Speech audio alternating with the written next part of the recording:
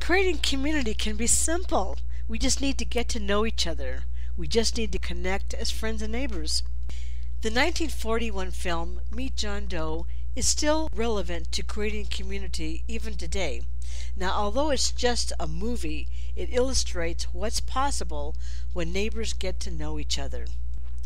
In this first clip, the main character, John Doe, played by Gary Cooper, gives a speech that inspires people to start coming together as neighbors. Ladies and gentlemen, I am the man you all know as John Doe. I took that name because it seems to describe the average man. And that's me. And that's me. Well, it was me before I said I was going to jump off the city hall roof at midnight on Christmas Eve. Now I guess I'm not average anymore. Now I'm getting all sorts of attention. From big shots, too. We've been double-crossed. The mayor and the governor, for instance. They don't like those articles I've been writing. You're an imposter, young fellow. That's a pack of lies you're telling. Who wrote that speech for you? Benny, come on. Hey, kid.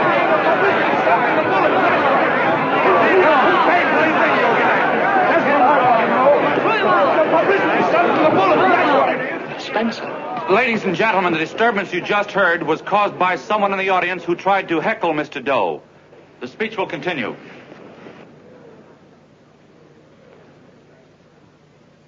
Well, people like the governor and that fellow there can stop worrying. I'm not going to talk about them.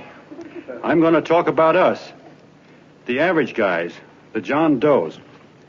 If anybody should ask you what the average John Doe is like, you couldn't tell him because he's a million and one things. He's Mr. Big and Mr. Small.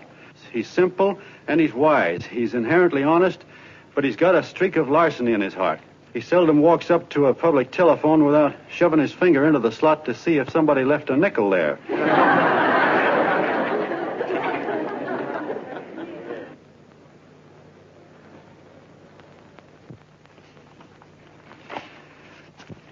He's the man the ads are written for. He's the feller everybody sells things to. He's Joe Dokes, the world's greatest stooge and the world's greatest strength.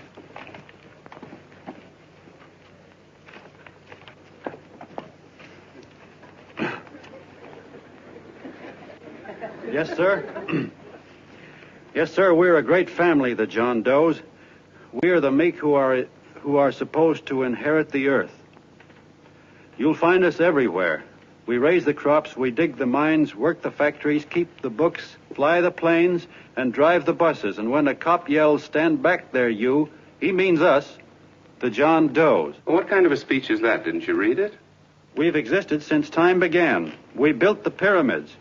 We saw Christ crucified, pulled the oars for Roman emperors, sailed the boats for Columbus, retreated from Moscow with Napoleon, and froze with Washington at Valley Forge.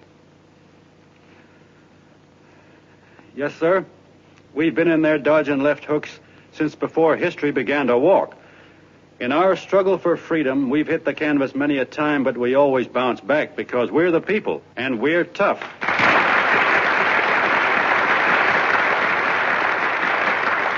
They've started a lot of talk about free people going soft, that we can't take it. That's a lot of hooey. A free people can beat the world at anything, from war to tiddlywinks, if we all pull in the same direction.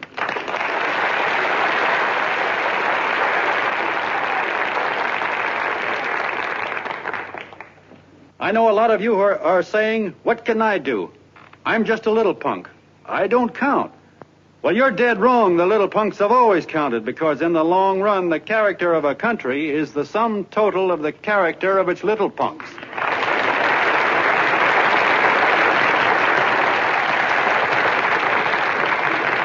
But we've all got to get in there and pitch. We can't win the old ball game unless we have teamwork.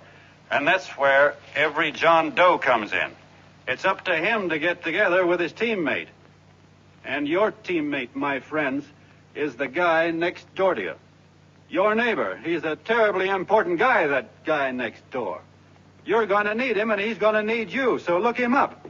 If he's sick, call on him. If he's hungry, feed him. If he's out of a job, find him one. To most of you, your neighbor is a stranger, a guy with a barking dog and a high fence around him. Now, you can't be a stranger to any guy that's on your own team. So tear down the fence that separates you. Tear down the fence, and you'll tear down a lot of hates and prejudices. Tear down all the fences in the country, and you'll really have teamwork.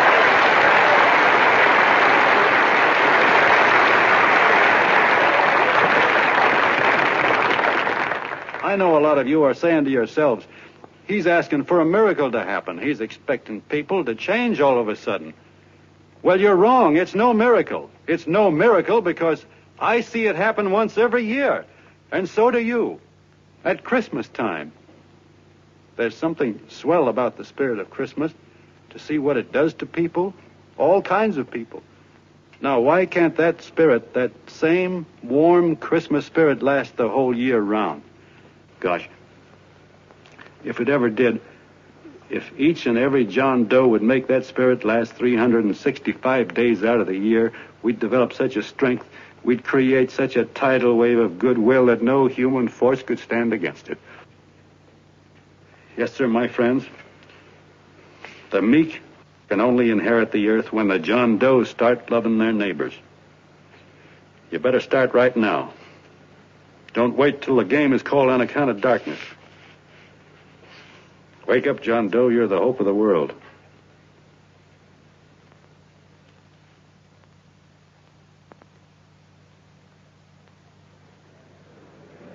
John, you were wonderful. In this next clip, soda jerker Bert Hansen addresses John Doe and tells him how his speech in the clip you've just seen has inspired them to meet their neighbors and start a John Doe club. Give me a chance. Come right in. My name's Bert Hansen, Mr. Doe. I'm the head soda jerker at Schwabacker's drugstore. Well, sir, you see, me and my wife, we heard your broadcast, and we got quite a bang out of it, especially my wife. Kept me up half the night saying, that man's right, honey. The trouble with the world is nobody gives a hoot about his neighbor.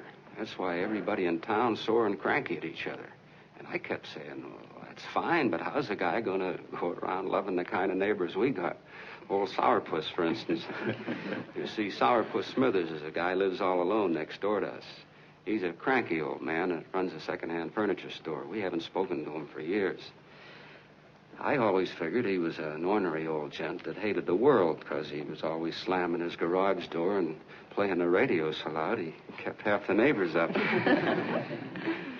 Well, anyway, the next morning I'm out watering the lawn and I look over and there's Sourpuss on the other side of the hedge straightening out a dent in his fender. And my wife yells to me out the window. She says, go on, speak to him, Bert. And I figured, well, heck, I can't lose anything, so I yelled over to him, good morning, Mr. Smithers. He went right on pounding his fender. Was I burned? So I turned around to give my wife a dirty look, and she said, louder, louder, he didn't hear you. So in a voice you could have heard in the next county, I yelled, good morning, Mr. Smithers. Well, sir, you could have knocked me over with a feather. Old Sourpuss turned around, surprised-like, and he put on a big smile, came over and took my hand like an old lodge brother, and he said, good morning, Hanson. I've been wanting to talk to you for years, only I thought you didn't like me. And then he started chatting away like a happy little kid, and he got so excited his eyes out. Well, Mr. Doe, before we got through, I found out Smithers is a swell egg, only he's pretty deaf, and that accounts for all the noises. And he says it's a shame how little we know about our neighbors. And then he got an idea. And he said, how's about inviting everybody someplace where we can all get together and know each other a little better? Well, I'm feeling so good by this time, I'm ripe for anything. So Smithers goes around the neighborhood inviting everybody to a meeting at the schoolhouse. And I tell everybody that comes in the store, including Mr. Schwabacker, my boss. I'm talking too much.